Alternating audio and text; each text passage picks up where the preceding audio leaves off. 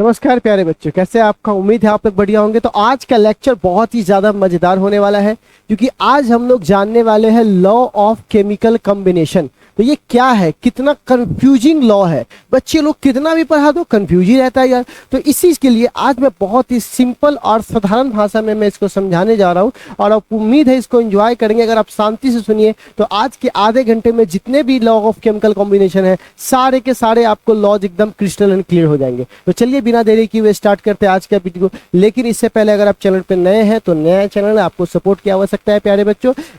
अगर इस चैनल पे आप फिजिक्स केमिस्ट्री बायोलॉजी सारे लेक्चर्स आपको अवेलेबल है। अगर आप अपना प्यार इसी तरह दिखाते रहिएगा तो बाकी लेक्चर्स भी यहाँ पर आ जाएंगे। लेकिन याद रखिएगा सारे लेक्चर्स केवल ऑनलाइन अवेलेबल है, ठीक है।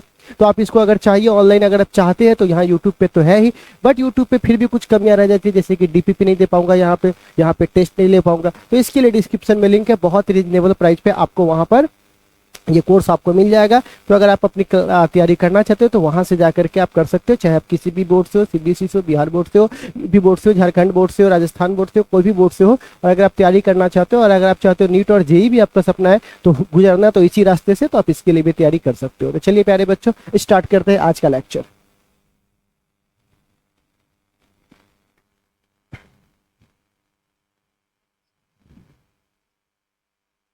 मैं आपसे एक सवाल पूछता हूँ, सिंपल सवाल प्यारे बच्चों।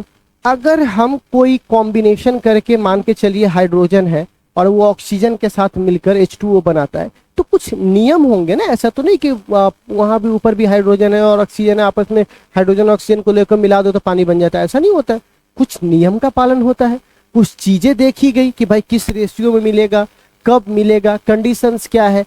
तो यहाँ पे वहां जो लॉज बन के तैयार हुए कि कैसे आपस में कंबाइंड होंगे, तो कुछ प्रकृति या कुछ नियम को महसूस किया जाएगा, उसको फॉलो किया जाएगा, उसी सब का अध्ययन करके ये लॉज को बनाया गया है। और ये लॉ नया नहीं है, बहुत पुराने लॉ है। मतलब इतने लॉ है कि 18वीं 17वीं शताब्दी में खोजे गए लॉ सब है, तो वो सारे लॉ काफी पुराने लॉ है। लेकिन एक कहावत होती है, इंसान प्रकृति के कुछ ऐसे लॉ होते हैं चाहे वो कितना भी पुराना, जब से प्रकृति आया है तब से अंत तक वो लॉज नहीं बदलते। जैसे आदमी सांस लेता है, वो हजारों सालों पहले भी ले रहा था, अभी भी ले रहा था, क्या वो बदल जाएगा? नहीं। तो कोई बोला तो पुराना है, भैया पुराना है तो वहां पर यही तो नियम पे काम कर रहा है अभी तक ले। प्रकृति अपना नियम थोड़ी ना बदलती है। तो यही सब चीज है कि अगर पुराना भी है तो हम लोग इसको पढ़ेंगे। हाँ, कुछ नई नई बातें पता चला तो उसको एक्सेप्शन के रूप में या नोट बनाकर लिख लेंगे। तो केमिस्ट्री के कुछ लॉज हमको पढ़ने हैं, जो नई नई बातें आएगी वो हम लोग लिख लेंगे। तो प्यारे बच्चों ये क्या है आखिर? तो अब सवाल आता है कि बहुत सारे केमिकल रिएक्शंस होते हैं, ठीक है ना, उसको अच्छे से टेक प्लेस, अच्छे से होने के लिए, ठीक है ना, उसे कुछ लॉ चाहिए, लॉ को फॉलो करते हैं, कुछ सर्टेन लॉ चाहिए होते हैं, उसी लॉ को हम लोग कहते हैं लॉ ऑफ केमिकल कॉम्बिनेशन। तो अब एक सवाल आता है कि कौन कौन होते हैं। तो सबसे पहला का तो हमारे सामने नाम है law of conservation of mass, दूसरे का है लॉ ऑफ कांस्टेंट ऑफ और डेफिनिट प्रोपोर्शन, उसके बाद law of multiple proportion, law of equivalent proportions, उसके बाद है गेलुसाक्स लॉ। अब ये क्या होता है? अब इतनी सारी कॉम्प्लिकेशंस है कि मैं एक साथ में तो इसको बता नहीं पाऊंगा, तो एक एक करके चलते हैं, ठीक है ना। तो सबसे पहले हम लोग चालू करते हैं law of conservation of mass को, ठीक है। अभी मैं आपको एक बेसिक बात बताता हूं क्योंकि इसमें एक्सेप्शन भी है आइंस्टीन वाला, वो बाद में बताऊंगा। पहले आप बेसिक बात समझिए।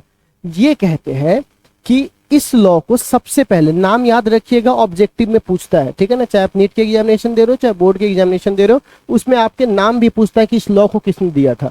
तो law of conservation of mass को दिया गया था लेवोसियस के द्वारा और उसको वेरीफाइड किया था लैंडोल्ट, ठीक है ना। इसके द्वारा उनको वेरीफाई किया गया था, मतलब उसको जांच किया गया था। अब इस लॉ के अनुसार क्या कहता है कि भैया मैटर को नहीं तो, मतलब कि आप पदार्थ को, किसी मैटर को नहीं तो उत्पत्ति कर सकते हो, नहीं तो विनाश कर सकते हो, तुम सिर्फ एक रूप से दूसरे रूप में बदल सकते हो। मतलब ये कहता है कि किसी मटेरियल का रिएक्शन के पहले जितना मास था, रिएक्शन के बाद भी उतना ही मास होगा, ठीक। जैसे मान के चलिए किसी ने 30 केजी का लकड़ी लिया और 1 केजी फायर हुआ, तो 30 + 1 कितना हुआ? 31। तो उसमें जो राख निकलेगा वो 28 केजी और जो धुआं निकलेगा वो 3 केजी। तो 28 और 3 ये भी 31 और ये भी 31। बताइए दोनों का मास बराबर हो गया कि नहीं हो गया? हो गया। तो बस यही बात वो कहता है कि भैया अगर तुम जितना यहाँ पर चीजों को लेकर, ठीक है ना, जो आपका प्रोडक्ट होगा, आपका रिएक्टेंट का मास भी उतना ही होगा। लेकिन इतना बात तो समझ में आ गया लेकिन इसमें एक छोटा सा बात हुआ, क्या हुआ कि आइंस्टीन साहब ने इस बात को बोला E बराबर mc² से कि भैया हम मास को एनर्जी में भी कन्वर्ट कर सकते हैं। तो अगर मान के चलिए आपने इधर लिया 5 kg मास 5 ग्राम और इधर आ गया 4.5 ग्राम, तो कहिएगा सर 5 ग्राम मास कहाँ गया, तो 5 ग्राम कन्वर्ट हो गया एनर्जी में, ठीक है, ये भी आता है। तो E बराबर mc² से, तो ये आप कह सकते हो कि मास और एनर्जी दोनों को कंबाइन कीजिएगा तो ये थोड़ा सा और आगे पढ़ेंगे E बराबर mc², तो वहां पे आपको इसकी चर्चा एक्सेप्शन में आपको करेंगे, जहां पे हम लोग बात करेंगे कि कैसे मास एनर्जी में कन्वर्ट हो जाता है, ठीक है। एटम बम सबसे अच्छा एग्जाम्पल है इसका कि मास फेंकते हैं पर वो क्या होता है, एनर्जी में कन्वर्ट हो जाता है। बट खैर उसको अभी छोड़ते, मैं बेसिक सा बात करता हूँ कि जितना मास पहले होता है उतना ही मास बाद में होता है, अगर एनर्जी वाला फैक्टर नहीं आता है तो, और अगर एनर्जी वाला फैक्टर आता है तो फिर एनर्जी को जोड़ना पड़ेगा उधर, क्योंकि एनर्जी मास में कन्वर्ट हुआ होगा और मास एनर्जी में कन्वर्ट हुआ होगा। तो खैर बेसिक बात क्या कहता है कि टोटल मास मटेरियल का केमिकल रिएक्शन का पहले और बाद में दोनों में क्या होता है, वो सेम होता है, ठीक है ना। रिएक्टेंट जो बन के तैयार होता है वो, और जो पहले उससे बनाते हो वो, दोनों का मास क्या होगा, सेम होगा। चलिए इस पर एक प्यारा सा क्वेश्चन हम लोग देख लेते हैं, ठीक है, आप इसको नोट कर लीजिएगा।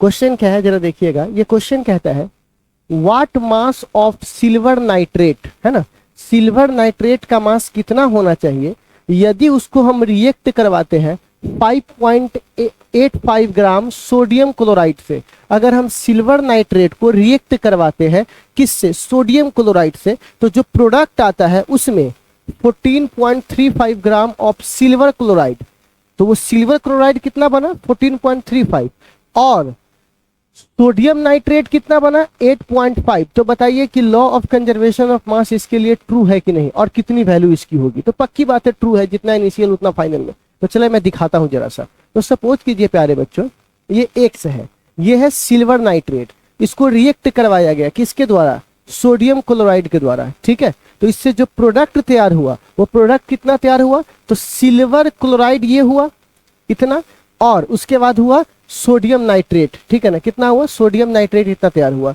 तो अब सवाल आता है इसकी वैल्यू x है, तो x प्लस 5.85 ग्राम बराबर 14.35 प्लस 8.5, और यहां पे मैंने क्या पढ़ा था, जितना मास इनिशियल में होगा उतने मास फाइनल में होगा। यही तो हम लोग अभी लॉ पढ़ के आए हैं, law of conservation of mass. तो ये कहता है जरा देखिएगा x प्लस 585 बराबर ये कितना हो जाएगा 0, 8, 4, 12, ठीक है, और 4,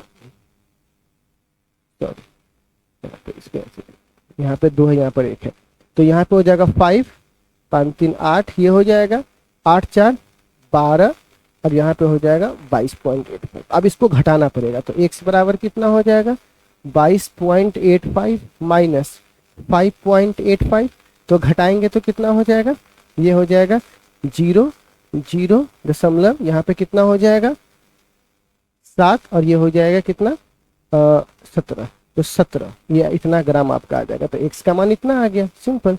यानी आप कह सकते हो कि जो सिल्वर नाइट्रेट है वो 17 ग्राम आप ऐड करोगे तब जाकर ये सारा कुछ क्या होगा, बनकर आपके सामने क्या हो जाएगा, तैयार हो जाएगा, ठीक है। तो ये हमारे पास एक वैल्यू आ गया। तो बताइए हम लोग सिंपल निकाल लिए ना, इनिशियल बराबर फाइनल करके, ठीक है। तो चलिए ये हमारे पास एक डेंट आया। अब चलिए आगे बढ़ता हूँ, ठीक है। चलिए अब एक सवाल है कि ये क्या है, तो बहुत बेसिक सी बात है। लॉ ऑफ कांस्टेंट प्रोपोर्शन को जो सबसे पहले दिया था उनका नाम था प्राउस्ट। आप इनका नाम याद रखिएगा, बहुत ज्यादा यूज आएगा आपको ऑब्जेक्टिव वगैरह में। ये क्या कहता है, देखिए ये कहता है कि सबसे पहली बात आप कंपाउंड के बारे में समझ जाइए। कंपाउंड किसे कहते हैं, जब 2 या 2 से अधिक एलिमेंट्स आपस में क्या होते हैं, कांस्टेंट रेशियो में मिलते हैं, तब जाकर जो निर्माण होता है उसे हम लोग क्या बोलते हैं, कंपाउंड। ये हम पढ़ा चुके हैं लास्ट क्लास में। अब सवाल आता है कि मान के चलिए मैं यहाँ पर H2O की बात करता हूँ, ठीक है, इसके बाद आप इसको अच्छे से समझ जाइएगा। H2O की बात करता हूँ, तो बताइए इसमें कितने H जुड़े हुए हैं, तो 2 H जुड़े हुए हैं, ठीक है, प्लस कितने ऑक्सीजन है, तो 1 ऑक्सीजन है। तो अगर मैं इसकी मास की बात करूँ तो 2:1, और यहाँ पर कितना है 16, तो ये हो जाएगा 2:16। अगर मैं इसको भाग दूंगा तो ये 1:8 के रेशियो में है, किसके रेशियो में, 1:8 के रेशियो में, ठीक है। अब यहाँ पर देखिएगा फिक्स रेशियो में।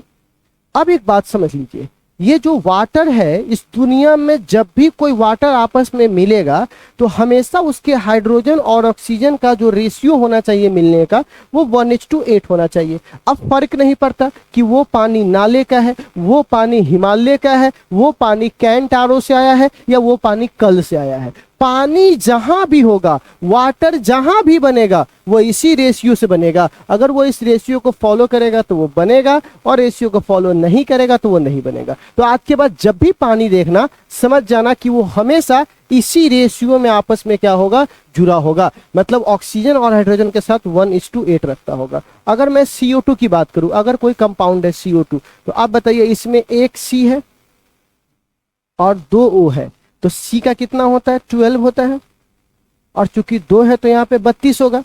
अगर मैं इसका रेशियो निकालूंगा तो ये आपको हो जाएगा 4, यहाँ पे देखिए 3 हो जाएगा, ठीक है, 4, और यहाँ पे कितना हो जाएगा 8, यानी 3:8 की रेशियो में। तो आज के बाद कभी भी आपको CO2 दिखाई देगा तो वो हमेशा समझिएगा किस रेशियो में होगा, 3:8 रेशियो में। फर्क नहीं पड़ता कहाँ का है, कुछ भी हो, बस CO2 दिखा समझना इसी रेशियो को फॉलो करता होगा, जिसको फिक्स प्रोपोर्शन बोलते हैं, ठीक है ना। अगर फिक्स प्रोपोर्शन ना हो तो कंपाउंड का निर्माण नहीं होगा। ऐसे तो मिक्सचर बन जाएगा, कोई किसी में कितना भी डाल देगा, ऐसे नहीं होता। वो एक फिक्स होना चाहिए, तभी जाकर प्रकृति ने बोल दिया इस पर आएगा तभी मैं ऐसा बना के आपको दूंगा, ठीक है। तो यहाँ पर आप कह सकते हो कि इसको प्रपोज किया गया प्राउस्ट के द्वारा। According to this law a pure chemical compound, जो केमिकल कंपाउंड होता है आपको बता ही चुके कि प्योर होता है, एलिमेंट और कंपाउंड दोनों प्योर होता है, ठीक है। ऑलवेज कंटेन, हमेशा कंटेन क्या होता है, सेम एलिमेंट को जब वो कंबाइन करेगा तो किस रेशियो में, फिक्स रेशियो में। फर्क नहीं पड़ता फिक्स रेशियो के वेट में, फर्क नहीं पड़ता कि वो कहाँ से बनाया गया, प्रिपेयर्ड कहाँ से किया गया है, ठीक है। तो यही एक बेसिक सा लॉ है। आई होप आप इसको समझ में आ गया होगा ये लॉ। तो इतना बात आप लोगों को समझ में आ गया। अगर इस तरह से ये काम कर रहा है, इस रेशियो को फॉलो कर रहा है, तो इसी को हम लोग बोलते हैं कांस्टेंट प्रोपोर्शन। अब एक क्वेश्चन है इस पर, तो चलिए एक प्यारा सा क्वेश्चन देख लेते हैं। क्वेश्चन क्या है वो देखिएगा। क्वेश्चन कहता है कि इतना gram of lead combine directly with इतना ग्राम ऑफ ऑक्सीजन, ठीक है ना। इतना ग्राम लेड को मैंने कंबाइन करवा दिया डायरेक्टली किसके साथ, इतना ग्राम ऑक्सीजन के साथ, तब वो फॉर्म करता है लेड पैरोक्साइड, ठीक है ना। ये आपके पास लेड पैरोक्साइड उन्होंने क्या किया, फॉर्म किया। अब कह रहा है कि lead peroxide is also produce heating lead nitrate. अब लेड पैरोक्साइड को वापस दोबारा दूसरे वाले कॉन्वर्सेशन में लेड नाइट्रेट के साथ जो भी करवाया गया तो उन्होंने बना दिया ऑक्सीजन के प्रेजेंट में। उन्होंने लेड पैरोक्साइड को जो कितना परसेंट में मिला उसको 13, यहाँ पे दशमलव होगा, प्लस लिखा गया, 13.38% होगा, ठीक है ना। इस डेटा का इस्तेमाल करके बताइए कि क्या वो कांस्टेंट प्रोपोर्शन को दिखाता है, और दिखाता है तो कैसे। बहुत ही सिंपल सा सवाल है, आप खाली ध्यान से यहाँ पर समझना है आपको। तो यहाँ पे आप देखिए सबसे पहली बात फर्स्ट, ठीक है, सॉल्यूशन देखिए, बहुत ही सिंपल है प्यारे बच्चों। इन्होंने बोला कि इतना ग्राम लेड को कंबाइन किए हुए इतना ग्राम ऑक्सीजन के साथ। तो आप बताइए लेड पैरोक्साइड, लेड पैरोक्साइड, ठीक है, हैज टोटल मास, तो उसके पास टोटल मास कितना होगा, ठीक है। तो बताइए टोटल मास में हमको 6.488 ग्राम में जोड़ना होगा 1.002 ग्राम, ठीक है। तो कितना हमारे पास आ जाएगा, तो ये हो जाएगा 0 जुटेगा तो, और ये कितना हो जाएगा 8, और यहाँ पर हो जाएगा 9, ठीक है, और ये कितना हो जाएगा 4, है ना, और ये कितना हो जाएगा 7.490 ग्राम, ठीक है। अब एक बात बताइए, इतना हमारे पास टोटल मास हुआ किसका, लेड पैरोक्साइड का, ठीक है। लेकिन इसके अंदर हमको ढूंढना है कि ऑक्सीजन कितना है, क्योंकि दूसरा वाले में क्या हुआ, ऑक्सीजन का परसेंटेज दिया हुआ है, ठीक। तो अगर इस वाले ऑक्सीजन का परसेंटेज पहले वाले में ऑक्सीजन के परसेंटेज से मैच कर जाए तो हम बोलेंगे कि भैया ये लॉ ऑफ कांस्टेंट प्रोपोर्शन को मैच कर रहा है, क्योंकि उसमें यही ना बात बोल रहा था कि फिक्स रेशियो में हमको चाहिए। तो यहाँ पर इसका मान उससे मैच करना चाहिए, तभी तो फिक्स रेशियो हो पाएगा। तो अब सबसे पहले काम करते हैं, लेड पैरोक्साइड में कितना ऑक्सीजन है, तो हम यहाँ पे कह सकते हैं कि 7.490 ग्राम लेड पैरोक्साइड कंटेन, जो कंटेन किया हुआ है, कंटेन कितना oxygen, 1.002 2 gram of oxygen, oxygen, ठीक है। तो अगर हमको 1 ग्राम में चाहिए, 1 ग्राम लेड में, ठीक है, तो कितना होगा?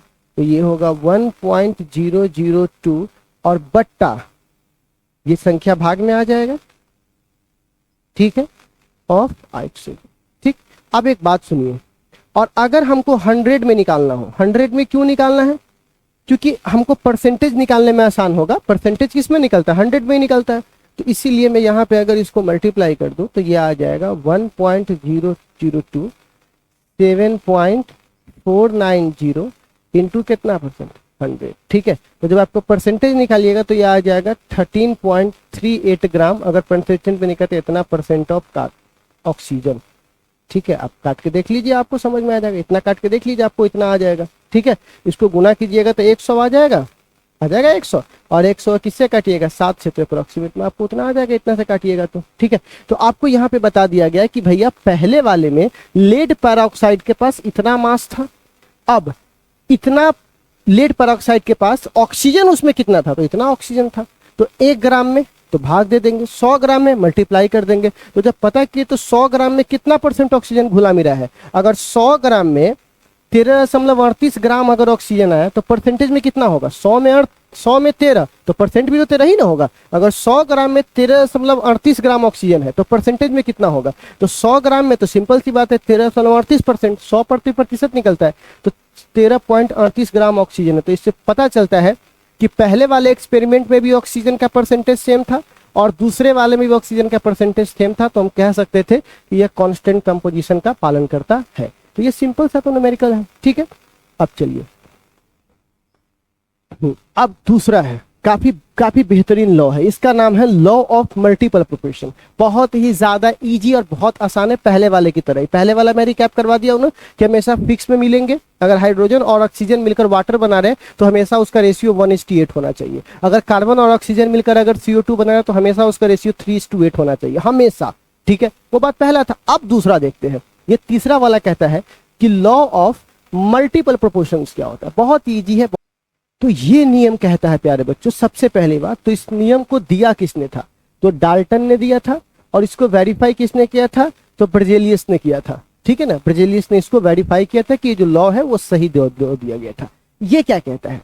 ये कहता है कि मान के चलिए यहां पर, ठीक है, मान के चलिए कि नाइट्रोजन और ऑक्सीजन 2 एलिमेंट है, ठीक है, और ये 2 एलिमेंट आपस में कंबाइन होकर मल्टीपल कंपाउंड्स बना रहे हैं, तभी तो इसका नाम है मल्टीपल प्रोपोर्शन, ठीक है। मल्टीपल मतलब एक से ज्यादा, तो मल्टीपल बना सकते हैं। तो क्या क्या बना रहे हैं? तो आपके आंख के सामने है। NO बना सकते हैं, NO2 बना सकते हैं, N2O बना सकते हैं, N2O2 बना सकते हैं, N2O5 बना सकते हैं, ठीक है। तो आप देख रहे हो कि अगर मैं नाइट्रोजन और ऑक्सीजन को आपस में अगर कंबाइन करूं, सिर्फ 2 एलिमेंट्स को, ठीक है, तो वो देख रहे हैं कि मल्टीपल बना रहे हैं।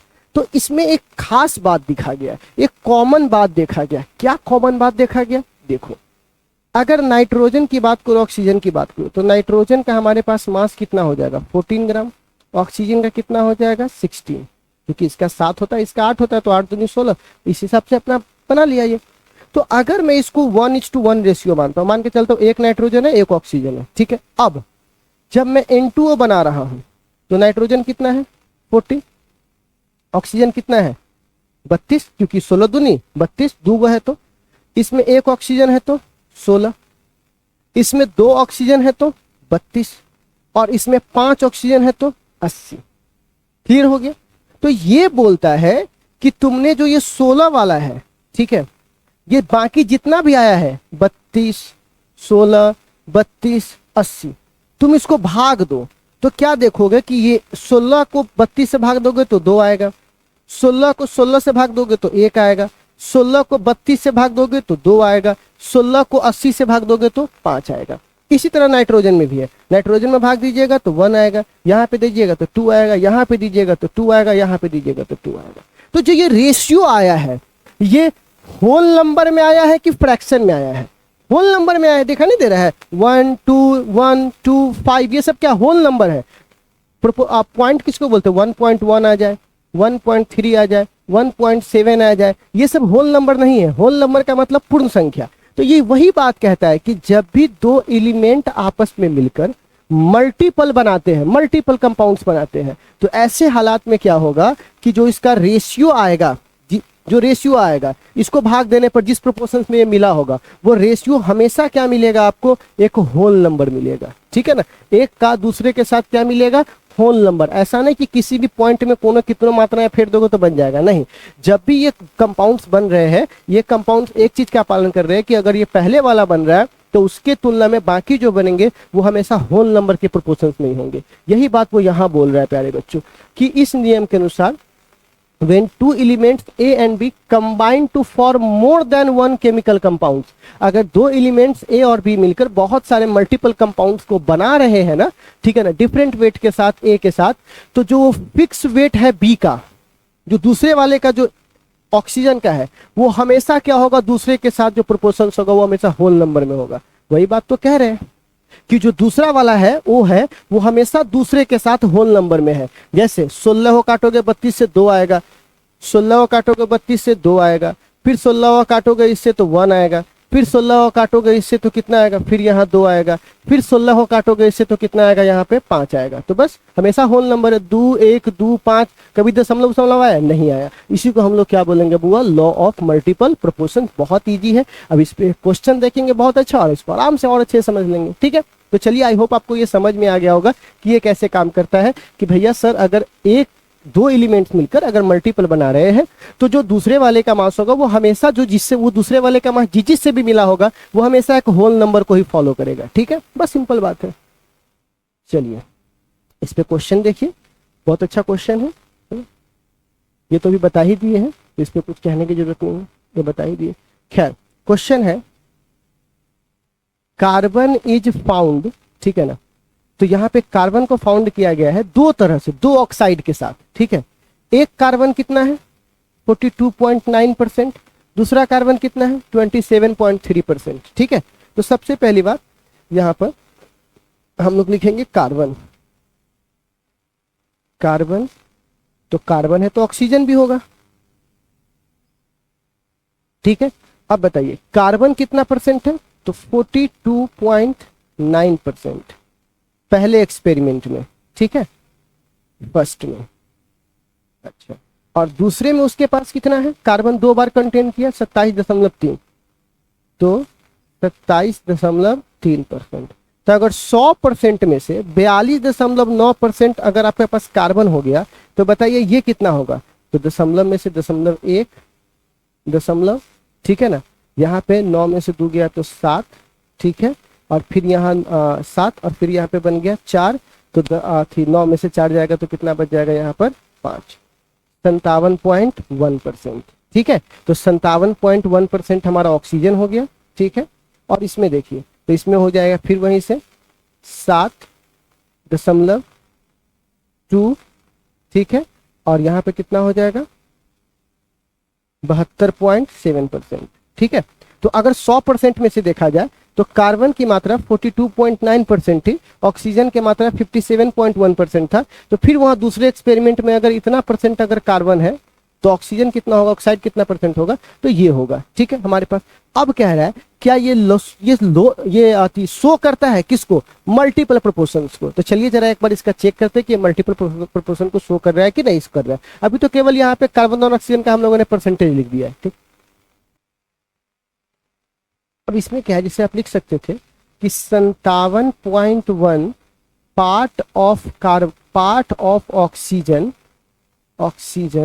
ठीक है, कंटेन, कितना कंटेन किया हुआ है, तो कितना कार्बन इसमें कंटेन किया हुआ है 42.9। ठीक है, तो एक पार्ट कितना कंटेन करेगा, एक पार्ट ऑफ ऑक्सीजन कितना कंटेन करेगा, तो 42.9 को हम भाग देंगे 57.1 से, तो कितना आया, तो ये आ जाएगा 0.751। ठीक है, आपको इतना आ जाएगा। तो आपने क्या देखा, 57.1 पार्ट ऑक्सीजन का अगर इतना कार्बन कंटेन किया हुआ है, ऑक्सीजन कंटेन कार्बन, ठीक है ना, कार्बन इतना किया हुआ है, तो बताइए एक पार्ट ऑक्सीजन में कितना कार्बन होगा, तो इतना कंटेन किया हुआ है। इसी तरह इसमें भी देखिए 27.3% तो पार्ट लिखेंगे, पार्ट ऑफ ऑक्सीजन, ऑक्सीजन यदि कंटेन किया हुआ है बच्चा, क्या कंटेन किया हुआ है, कार्बन कितना कंटेन किया हुआ है, तो कार्बन कंटेन किया हुआ है तो 27.3,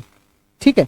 तो बताइए एक का कितना होगा, ठीक है, नहीं 72.7 पार्ट ऑक्सीजन का, ऑक्सीजन का 72.7 पार्ट ऑक्सीजन कंटेन किया हुआ इतना कार्बन, तो एक पार्ट कितना करेगा, तो एक पार्ट के लिए 27.3 को भाग देना होगा 72.1 से, तो हमारा ये आ जाएगा 0.33, ठीक है। अब हमने क्या देखा कि 57 पार्ट ऑफ ऑक्सीजन में इतना कार्बन है, तो एक पार्ट में कितना होगा, तो मैंने भाग दे दिया। फिर कह रहा है इतना पार्ट ऑक्सीजन में अगर कार्बन कंटेन है इतना, तो एक में कितना होगा, तो इतना आ गया। अब ये जो दोनों आया है, अगर आप इस दोनों को भाग दीजिएगा, ठीक है, अगर आप इस दोनों को भाग दीजिएगा जो कि 0.751 को भाग दीजिएगा 0.376 से, तो ये जैसे ही आप इसको भाग दीजिएगा तो ये आ जाएगा 2:1, यानी ये होल नंबर में आया कि नहीं आया, बिल्कुल आया। तो जो ऑक्सीजन आपका दोनों में कंटेंट है वो होल नंबर में है, तो ये कांस्टेंट ऑफ मल्टीपल प्रोपोर्शन का ये पालन कर रहा है। अगर होल के बजाय अगर ये कोई फ्रैक्शन में आता तो हम कहते ये नहीं कर रहा है, ठीक है। तो इतना बात आप लोगों को समझ में आया। बहुत ही सिंपल मैं आपको बताऊं कि भैया ये कार्बन कह रहा है कि मेरी मात्रा इतनी है, तो 100 में से घटाएंगे तो ऑक्सीजन की मात्रा निकल जाएगी। तो एक पार्ट ऑफ ऑक्सीजन कितना कंटेन किया हुआ वो निकाल लिए। फिर इसमें एक पार्ट कितना कंटेन किया हुआ, तो एक पार्ट जितना ऑक्सीजन कंटेन किया हुआ है उसमें और दूसरे वाले में जितना किया उसमें, जब दोनों का रेशियो निकाले तो ये होल नंबर में आ गया। अगर होल नंबर में नहीं आता तो हम बोलते ये नहीं है, बट होल में आ गया तो हम बोलेंगे है। तो चलिए हमारा ये क्वेश्चन भी बन के रेडी हो गया। कितना इजी है। अब चलिए आगे वाले पे चलते हैं। आपको न्यूमेरिकल्स मिलेगा, धैर्य रखिए। हम जानते हैं अभी आप छटपटा रहे होंगे, दीजिए दीजिए न्यूमेरिकल, हम बनाते हैं। बिल्कुल दूंगा, क्लास के बाद तो आपको मिलेगा ही, देखिए उसको बनाइएगा, ठीक है। चलिए नेक्स्ट अब आता है limitation of law of multiple proportion. Chemistry का एक रूल है कि इसका कोई रूल ही नहीं है, ठीक है। तो अब सवाल है, प्रकृति में कुछ ऐसे भी है जो इस नियम को नहीं मानते हैं। अब क्यों नहीं मानते हैं उसके पीछे भी कारण है। अब ये इस नियम को क्यों नहीं मानते हैं, अब इस नियम को क्यों नहीं मानते उसके पीछे भी एक कारण है। कारण क्या है, होता क्या है कि यह नियम फेल हो जाता है मल्टीपल वाला जब ऑर्गेनिक कंपाउंड, ठीक है ना, आपस में जब ऑर्गेनिक कंपाउंड बनाते हैं तो उस कंपाउंड में जो कैटेनेशन की प्रॉपर्टीज होता है उसके कारण ये फेल हो जाता है। अब आप कहिएगा ये कैटेनेशन की प्रॉपर्टीज क्या होती है। देखिए जब सिंगल बॉन्ड, डबल बॉन्ड और ट्रिपल बॉन्ड बनाने का कार्बन के पास एक यूनिक मतलब मॉडल है तो वो बना सकता है। तो कैटिनेशन प्रॉपर्टीज आगे आपको पढ़ाएंगे। कार्बन सेल्फ लिंक, खुद से ही लिंक कर लेता है और खुद से लिंक करके डबल बॉन्ड, ट्रिपल बॉन्ड इस सब के साथ वो अपना प्रॉपर्टीज शो करने लगता है, जिसकी मदद से क्या होता है ये मल्टीपल प्रोपोर्शन फेल हो जाता है। जैसा कि आप हाइड्रोजन और कार्बन को मिलाइएगा तो वहां पे ब्यूटेन बन जाएगा, ब्यूटेन के बाद पेंटेन बन जाएगा, हेक्सेन बन जाएगा। तो जब आप इसको देखिएगा और इसका जब निकालिएगा रेशियो तो ये होल नंबर में नहीं आएगा, बल्कि ये देखिए पॉइंट में, फ्रैक्शन में आना चालू हो गया। ये तो गलत हो जाना चाहिए लेकिन फिर भी ये नेचर में एग्जिस्ट करता है। तो कहिएगा सर हमारे हिसाब से जो आप पढ़ाए थे उसमें तो हमेशा होल नंबर आना चाहिए, इसमें लेकिन इसमें होल नंबर नहीं है। तो इससे आप कह सकते हो कि ये लॉ फेल हो गया। फिर भी ये नेचर में है इस वजह से क्योंकि एक्सेप्शन है, और इस एक्सेप्शन इस वजह से क्योंकि कार्बन के पास एक स्पेशल प्रॉपर्टीज होती है जिससे वो कैटेनेशन की प्रॉपर्टी शो करता है। और कैटेनेशन की प्रॉपर्टी जब जब वो शो करेगा तब तक इस लॉ का वो क्या करेगा, ब्रेक कर देगा, धज्जी उड़ा देगा। ठीक, एक और होता है, अगर कोई नॉन स्केचोमेट्रिक, आप स्केचोमेट्रिक क्या होता है आगे पढ़ाने वाला हूं, अगर कोई नॉन स्केचोमेट्रिक कंपाउंड है तो वो इस लॉ का पालन नहीं करेगा। एग्जांपल में यहां पर आपके सामने है, ठीक है, वो ये पालन नहीं करेगा। तो चलिए प्यारे बच्चों आप इतना समझ गए होंगे कि कब ये पालन करेगा नहीं करेगा वो भी समझ गए होंगे। ये जितने भी ये सब है ब्यूटेन वाले ये सब नहीं करेंगे क्योंकि ये कैटेनेशन की प्रॉपर्टी शो करने लगते हैं। तो चलिए अब आगे बढ़ते हैं और सबसे बेहतरीन लॉ है हमारे पास नेक्स्ट, इसका नाम है लॉ ऑफ रेसिप्रोकल प्रोपोर्शनल। अब ये क्या होता है, बहुत ही ज्यादा इजी और आसान शब्दों में इसको समझाते हैं। हाँ, तो अब हमारे पास एक सवाल है कि लॉ ऑफ रेसिप्रोकल प्रोपोर्शनल्स क्या होता है। बहुत इजी है, आप इसको समझिए ध्यान से। देखिए सबसे पहली बात तो इसे दिया किसके द्वारा गया था, तो रिचटर के द्वारा 1772 ईस्वी में 1792 ईस्वी में। मैं बोल चुका हूं कि काफी पुराना लॉ है, ठीक है। ये लॉ क्या कहता है मैं बाद में इसके स्टेटमेंट्स को पढ़ूंगा, सबसे पहले इसको समझाता हूं कि ये क्या दिया हुआ था। पहले समझ जाएंगे ना फिर स्टेटमेंट आपको समझ में आएगा। देखो क्या हुआ, जैसे मान के चलो कार्बन और हाइड्रोजन, ठीक ठीक है, और ऑक्सीजन, ठीक है, ये तीनों आपस में मिलकर के, ठीक है, और तीन डिफरेंट डिफरेंट हमारे पास क्या बना रहे हैं, कंपाउंड्स बना के दे रहे हैं। जैसे मान के चलिए कार्बन, हाइड्रोजन और यहाँ पे ऑक्सीजन, ठीक। अब सपोज कीजिए कार्बन और हाइड्रोजन ने मिलकर CH4 बना लिया, ठीक, CH4। तो इसका मास बोलिए किस रेशियो में होगा, C का 12 और H का कितना होगा, तो H का होगा 4 है तो 4, ठीक है ना, 4, ठीक है, क्योंकि एक H का 1 होता है तो यहाँ पर कितना हो जाएगा 4। इस तरह से मान के चलिए हमारा बन गया है, ठीक। इसमें देखियो CO2, तो CO2 में कैसे मास बनेगा, तो 12 1 का और ये हो जाएगा 16 दूनी 32, तो मान के चलिए ये 32 है, ठीक। अब जरा देखिएगा, ठीक है, कार्बन तो 12 कॉमन है, तो अगर आप यहाँ पे देखिएगा तो हाइड्रोजन कितना है यहाँ पर, तो हाइड्रोजन के पास यहाँ पर देखिएगा इस वाले में 4 और ऑक्सीजन कितना है यहाँ पे 32, जो डिफरेंट है। कार्बन तो यहाँ 12 है, ठीक है, कार्बन यहाँ 12 है। अब जब ये दो डिफरेंट आपस में मिले, इसमें कार्बन नहीं है, कार्बन ने 2 को बनाया, 2 में कार्बन है, पर जो तीसरा बन रहा है उसमें कार्बन नहीं है, मतलब वो 2 से कार्बन से अलग है, ठीक है। तो जब ये बना रहा है तो ये कितना बना रहा है H2O, ठीक, तो H2O बना रहा है, तो H2O में बताइए तो कितना होना चाहिए, तो 2, ठीक है, और यहां पर कितना है 16, ठीक, 2 और कितना है 16। तो अब बताइए यहाँ पर 2 16 है, और यहां पर कितना है, जो ये हाइड्रोजन और ऑक्सीजन जो आपस में इस वाले पोजीशन पर है वो कितना है 4 और 16, जिसके साथ वो कार्बन के साथ बना रहा था। तो अगर मैं इसको बोलूंगा 4 और 32, ठीक, और यहां पर कितना है 2 और 16, ठीक, इस दोनों का रेशियो निकालिए। तो चलिए मैं इतना कर देता हूं कि 4 मतलब 4 भागे 32 और बट्टा 2 भागे 16, ठीक। तो ये 16 को ऊपर भेज देंगे तो कितना आ जाएगा हमारे पास, तो 16 को ऊपर भेजेंगे तो हमारे पास आ जाएगा, देखिए तो 4 गुने 16 बट्टा 2 गुने 32, तो 16 से कट जाएगा 2 बार में, और 2 दूनी 4 यानी 1 आ जाएगा, 1:1, ठीक ठीक। अब पहले इसको समझ लीजिए, अभी कुछ नहीं समझा रहा हूं मैं आपको, अभी आगे देखिए, क्योंकि सबसे अच्छा एग्जाम्पल से समझ जाइएगा। अब मान के चलिए मैं बात करता हूं SNH के साथ, किसके साथ दे रहा हूं, ऑक्सीजन को, कार्बन को और सल्फर को, ठीक है, OCS। अब देखिए जब ऑक्सीजन कार्बन के साथ रिएक्ट करता है तो ये बनाता है प्यारे बच्चों CO2, मान के चलिए, ठीक है, और ऑक्सीजन जब इसके साथ करता है तो ये बनाता है SO2, ठीक। अब आप बताइए ऑक्सीजन दोनों में कॉमन है, जैसे यहाँ पे कार्बन कॉमन था, ठीक, और जब CS के साथ बनाता है तो ये बनाता है CH2, ठीक है, क्या बनाता है CH2। तो यहां पर आप क्या देख रहे हो, CO के साथ बनाया CO2, CS के साथ बनाया SO2 और ये इसके साथ बनाया। तो आपको नहीं लग रहा है कि जैसे इस वाले दोनों में कार्बन कॉमन था, अब इस वाले में ऑक्सीजन कॉमन है, तो जरा बताइए, तो अगर मैं इसका वेट निकालूं तो यह आ जाएगा 12 12 और ये आ जाएगा 2 कार्बन है तो 32, ठीक। इसमें देखिए हाँ, अब सल्फर है कितना हो जाएगा, तो सल्फर का हो जाएगा 32, ठीक है, 16 होता है 16 दूनी 32 और इसका भी हो जाएगा 32, ठीक। तो आपको नहीं लग रहा है कि ये जो O2 है और O2 है दोनों में कॉमन है, ठीक। तो कार्बन के हिस्से में कितना आया, तो 12 आया, कार्बन के हिस्से में कितना आया 12, सल्फर के हिस्से में कितना आया, तो 32 आया, ठीक। अब बताइए यहां पे C है तो C की वैल्यू कितनी होगी 12 और इसका कितना होगा, तो 32 दूनी 64, ठीक, 32 दूनी 64। अब ये जो तुमने निकाला जो डिफरेंट डिफरेंट था उसको देखो, तब 12:2 32 ये आपस में है, और ये जो बन के प्रोडक्ट तैयार हुआ वो कितना है 12:64, ठीक। तो अगर मैं इसको भाग की तरह यूज कर सकता हूं, भागी तो है एक तरह से, तो यहां पर देखिए ये 12 से 12 कट जाएगा और ये 64 ऊपर चला जाएगा, भाग के भाग में है तो 64 बत्ते 32 कटेगा तो ये कितना 2 आ जाएगा। पहले कितना आया था 1 आया था, अभी कितना आया है 2 आया है। तो बताइए होल नंबर में आया कि नहीं आया, बिल्कुल आया होल नंबर में। तो यही बात कहता है कि जो रेसिप्रोकल है, रेसिप्रोकल मतलब जब भाग दोगे तो रेसिप्रोकल मतलब क्या हुआ, भाग नीचे वाला पार्ट, तो उसका जो भाग होगा वो हमेशा क्या आएगा, रेशियो होल नंबर आएगा, ठीक है,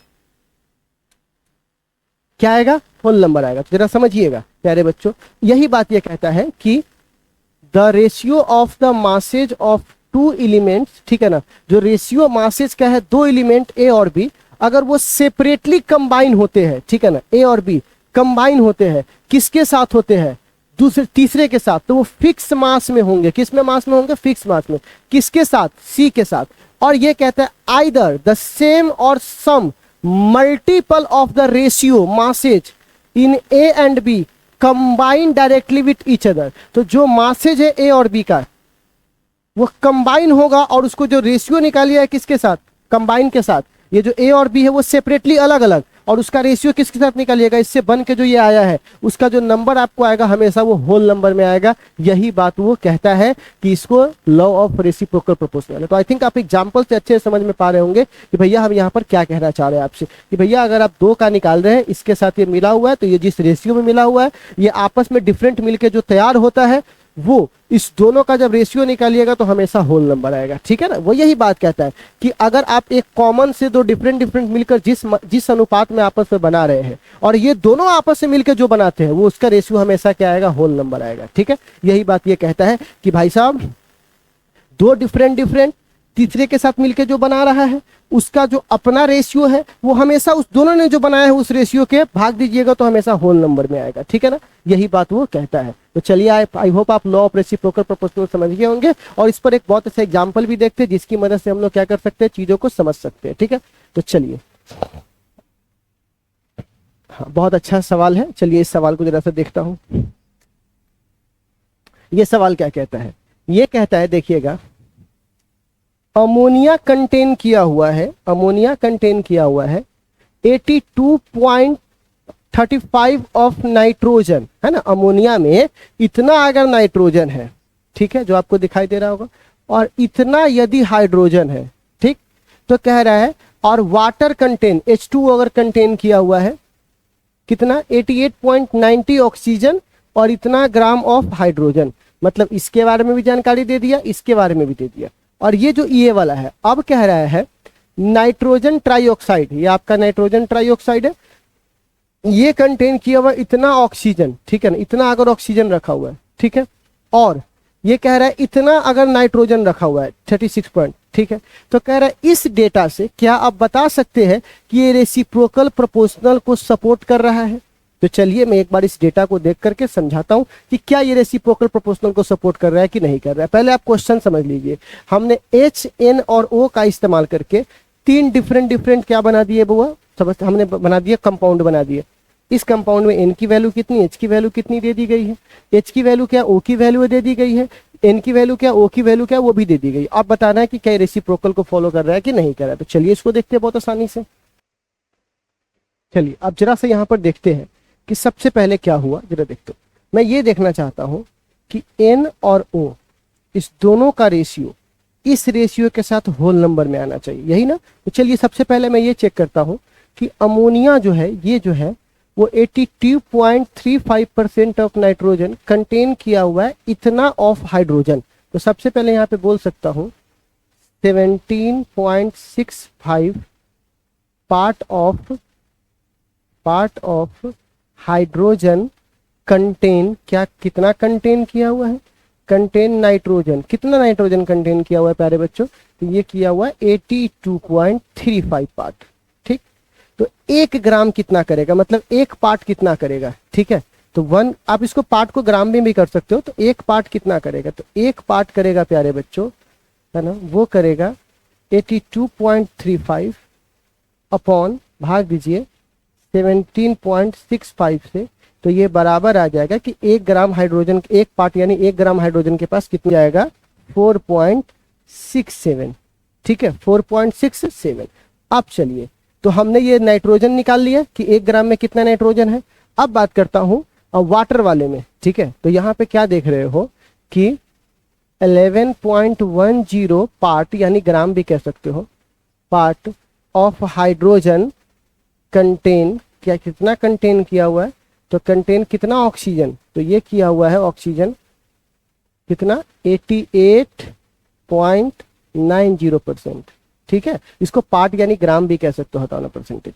तो 1 पार्ट में कितना होगा, ठीक है, तो ये क्या करेगा 88.90 को भाग दे देगा कितना 11.10 से, तो ये हमारे पास आ जाएगा ये हमारे पास आ जाएगा 8.01 ग्राम। ठीक है, ये ग्राम में भी लिख दो, कोई दिक्कत नहीं है। ठीक है, ग्राम।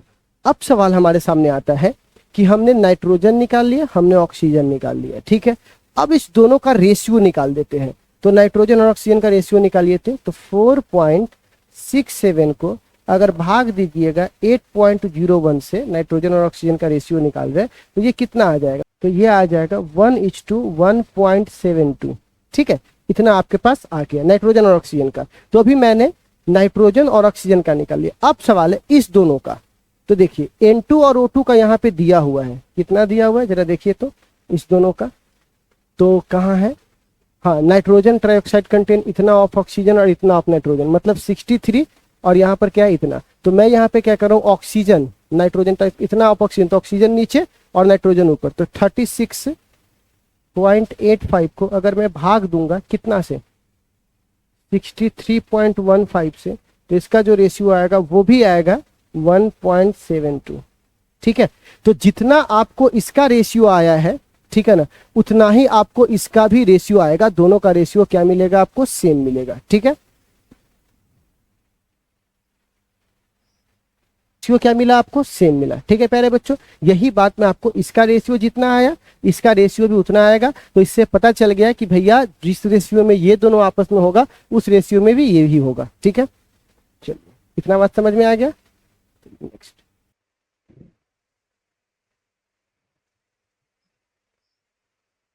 अब चलिए हमारे पास आखिरी और पांचवा लॉ है गे-लुसाक्स लॉ। ठीक है ना, अब ये भाई साहब का अपने नाम पे लॉ दे दिया तो इसमें कोई टेंशन नहीं है। इस लॉ को दिया था गे-लुसाक्स ने। ये भाई साहब क्या कह रहा है, देखिए बहुत ही सिंपल बात ये कहता है। ये कहता है कि अगर आप टेम्परेचर और प्रेशर को कांस्टेंट रखिए, क्या रखिए? कांस्टेंट रखिए। टेम्परेचर और प्रेशर को कांस्टेंट रखिए, तो आपको जब भी आपको प्रोडक्ट मिल रहा है और उस जो रिएक्टेंट है और जो प्रोडक्ट है, आप उस सब का रेशियो निकालिएगा तो हमेशा होल नंबर में आएगा। किस में आएगा? होल नंबर में आएगा। बस यही बात ये कह रहा है। ठीक है ना, अगर सारे कंडीशन सिमिलर है तो यहाँ पर आप इसको रेशियो निकालिएगा तो हमेशा क्या मिलेगा आपको? होल नंबर में, यानी सिंपल रेशियो के फॉर्म में आपको मिलेगा। तो चलिए कुछ एग्जाम्पल से पहले मैं आपको समझाता हूँ, फिर वापस इस पर आऊंगा। ठीक है, जैसे यहाँ देखिए मैंने H2 लिया है 1 वॉल्यूम, Cl2 क्लोरीन लिया है 1 वॉल्यूम। लेकिन याद रखिए गैस के लिए ये नियम लागू है, ये सारे गैस मतलब कि रिएक्टेंट भी गैस और प्रोडक्ट भी गैस। ठीक है, तो यहाँ पर अगर H2 1 वॉल्यूम है, क्लोरीन 1 वॉल्यूम है, तो इस दोनों को मिला के 2 HCl बनेगा जो कि 2 वॉल्यूम हुआ। तो अगर आप इसका रेशियो निकालिएगा तो कितना आएगा? 1:1:2 नहीं आएगा रेशियो, कितना आएगा? 1:1:2। तो बताइए होल नंबर में है कि नहीं? मतलब ये सिंपल में है। ठीक है ना, ये रेशियो जो है आपको रिएक्टेंट दिखाई दे रहा है 1:2:2, ये कंबाइन लॉ जो किया है वो सिंपल रेशियो में है कि नहीं? इसमें कोई दशमलव है नहीं है। अब अगला देखिए, अगर आप सपोज कीजिए कि आपने 2 H2 लिया है, ठीक है ना, तो 2 वॉल्यूम H2 का है, 1 वॉल्यूम O2 का है, और इससे 2 वॉल्यूम हमारा वाटर तैयार हुआ स्टीम फॉर्म में। वाटर मतलब लिक्विड फॉर्म में नहीं, स्टीम फॉर्म में, क्योंकि ये गैस के लिए नियम लागू है, इसीलिए लिक्विड में नहीं आएगा, ये जब भी आएगा गैस में ही आएगा। तो 2 वॉल्यूम तैयार हुआ, तो इसका रेशियो निकालिए तो क्या आएगा? तो इसका रेशियो आएगा 2:1:2। होल नंबर है कि नहीं? होल नंबर का रेशियो है कि नहीं? सिंपल रेशियो है कि नहीं? क्या इसमें दशमलव आया? नहीं आया। इसी तरह आप अगला देख लीजिए। ठीक है ना, हम लोग यहाँ पर नेक्स्ट में क्या कर रहे हैं, नाइट्रोजन 1 वॉल्यूम लिए, 3 वॉल्यूम हाइड्रोजन लिए। ठीक है, गैस के फॉर्म में, गैस हमेशा ये देखिए गैस डाया फॉर्म में, इसलिए H2 लिखते हैं। ठीक है, तो यहाँ पे 2 NH3 बन के तैयार हुआ, तो 2 वॉल्यूम, इसका रेशियो निकालिए तो 1:3:2।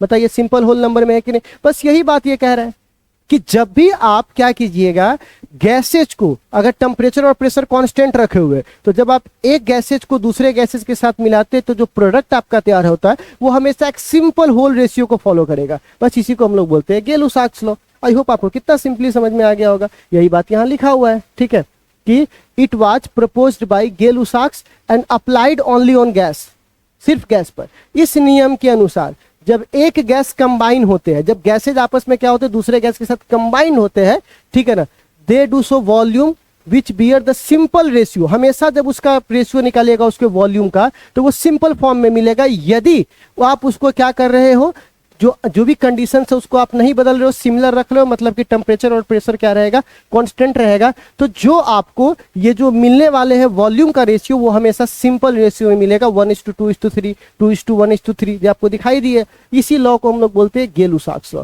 तो आई होप आप समझ में आ गया होगा कि गेल-लुसाक्स लॉ कैसे काम करता है। मैंने एग्जांपल्स भी आपको दे दिए।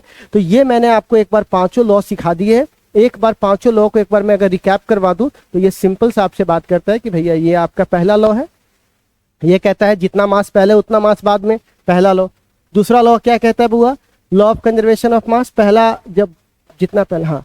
इसके बाद आप क्या कहता है, कांस्टेंट प्रोपोर्शनल क्या होगा, तो जब भी वाटर, जब भी एक एलिमेंट दूसरे एलिमेंट के साथ मिलकर कंपाउंड फॉर्म करेगा तो वो हमेशा फिक्स रेशियो में होगा, ठीक है, यही बात वो कहता है। जैसे कि हाइड्रो H2O के लिए 1/16, CO2 के लिए 3/8 यहाँ पर इस तरह से था, ठीक। अब नेक्स्ट अब सवाल है लॉ ऑफ मल्टीपल प्रोपोर्शन। जब दो एलिमेंट्स मिलकर मल्टीपल बनाते हैं, मल्टीपल कंपाउंड्स को बनाते हैं, तो हमेशा जो दूसरा वाला कंपाउंड है वो जो मिलता है बाकियों के साथ वो हमेशा एक होल नंबर में मिलेगा, ठीक है। यही बात कौन कहता है बुआ, मल्टीपल प्रोपोर्शनल। उसके बाद कौन है बुआ हमारे पास, लिमिटेशंस भी है, इसके बता चुके। लिमिटेशंस किसके लिए, वो कार्बन वाले हाइड्रोकार्बन्स के लिए आपको ये लिमिटेशंस मिल जाएंगे, ये काम नहीं करेगा, ठीक है। उसके बाद लॉ ऑफ रेसिप्रोकल प्रोपोर्शनल्स क्या है, तो बता चुके हो कि जब दो डिफरेंट से अगर एक मिलकर बनता है तो उसका डिफरेंट का जो मास का रेशियो होता है वो आपस में जो बनाया है उस रेशियो के साथ वो होल नंबर में होगा। यही बात यहाँ पर ये बोलता था, एग्जाम्पल ही बता चुके हैं।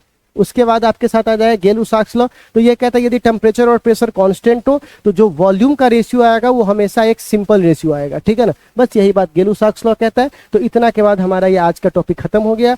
आज के टॉपिक पे क्वेश्चन है, आज डीपीपी मिलेगा, जब जरूरत होगा तो मिलेगा। आज ये डिस्क्रिप्शन में डीपीपी का लिंक है, आप उसको बना लीजिए। तो कल की क्लास में हम आगे नहीं बढ़ेंगे, पहले इस पे जो क्वेश्चन है उसको सॉल्व करेंगे। तो कल की क्लास में क्वेश्चन सॉल्व होगा इस पे, ताकि हमारे जितने भी मतलब डाउट्स है वो सारे डाउट्स क्या हो जाए, क्लियर हो जाए, ठीक है। तो बाय बाय, टेक केयर। आज के लिए बस इतने, अगली मुलाकात होगी अगली क्लास में। तो बाय बाय, टेक केयर सभी को।